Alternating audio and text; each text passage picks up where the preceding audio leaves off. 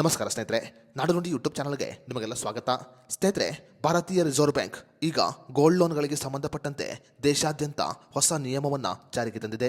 Gold ಲೋನ್ಗಳಿಗೆ ಸಂಬಂಧಪಟ್ಟಂತೆ ಹೊಸ ನಿಯಮವನ್ನು ಜಾರಿಗೆ ತರುವುದರ ಮೂಲಕ ಗೋಲ್ಡ್ ಲೋನ್ ಮಾಡುವವರಿಗೆ ಈಗ ಭಾರತೀಯ ರಿಸರ್ವ್ ಬ್ಯಾಂಕ್ ಗುಡ್ ನ್ಯೂಸ್ ಅನ್ನು ಕೊಟ್ಟಿದೆ.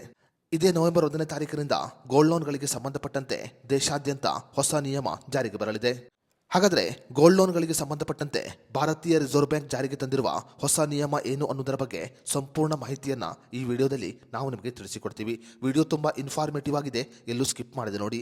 ಹಾಗೂ ಈ ಮಾಹಿತಿಯನ್ನು ಗೋಲ್ಡ್ ಲೋನ್ ಮಾಡುವ ಪ್ರತಿಯೊಬ್ಬರಿಗೂ ಶೇರ್ ಮಾಡಿ.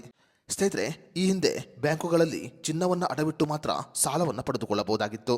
ಆದರೆ ಇನ್ನು ಮುಂದೆ ಬೆಳ್ಳಿ ಅಡವಿಟ್ಟು ಕೂಡ ಸಾಲವನ್ನು ಪಡೆದುಕೊಳ್ಳಬಹುದು.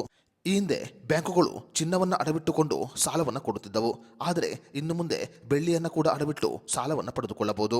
ಗ್ರಾಹಕರು ಗರಿಷ್ಠವಾಗಿ 10 kgವರೆಗೆ ಬೆಳ್ಳಿಯನ್ನು ಅಡವಿಟ್ಟು ಸಾಲವನ್ನು ಪಡೆದುಕೊಳ್ಳಬಹುದು.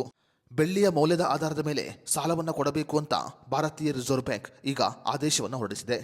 ಅದೇ ರೀತಿಯಲ್ಲಿ ಸಾಲದ ಮೊತ್ತವನ್ನು 75% 85%ಕ್ಕೆ ಏರಿಕೆ ಮಾಡಲಾಗಿದೆ.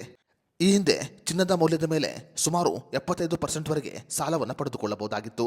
ಆದರೆ ಈಗ 85%ವರೆಗೆ ಸಾಲವನ್ನು ಪಡೆದುಕೊಳ್ಳಬಹುದು.